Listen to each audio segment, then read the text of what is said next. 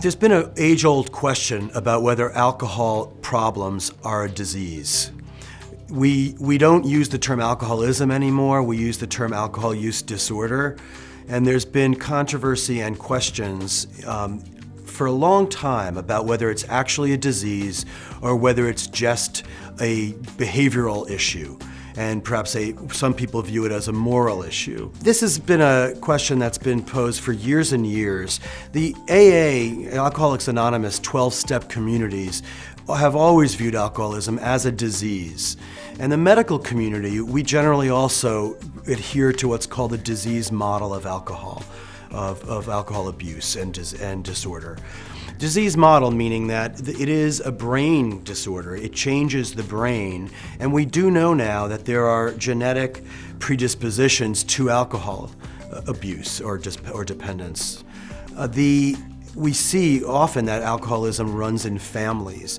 And there has been controversy over this, and some people believe it runs in families because of social issues. That it's actually, if there's one person in a family or two people who drink a lot, that it means there's more permission for people to drink a lot and overdrink. However, again, we do know now that there are genetic predispositions. We are working hard to identify genes for all kinds of addictions. So we do regard alcoholism in the field as a disease. And part of that is, like other diseases, that we know alcohol problems can be progressive. And as people continue to drink over the course of their life, their alcohol issues get worse. And we see people all the time who have very severe consequences of alcohol use. Medical issues, problems with their liver, problems with their kidneys, but they still continue to drink.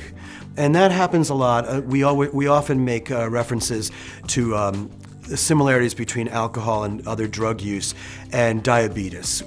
Diabetes is a chronic illness that it can be progressive if it's not taken care of.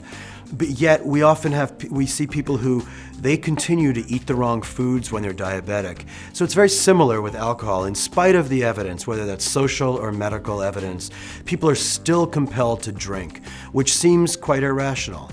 And it may be irrational, but it's not just a cognitive and a moral issue. There's something that happens in people's brains that compels them to really want and need to continue drinking, in spite of all the negative evidence.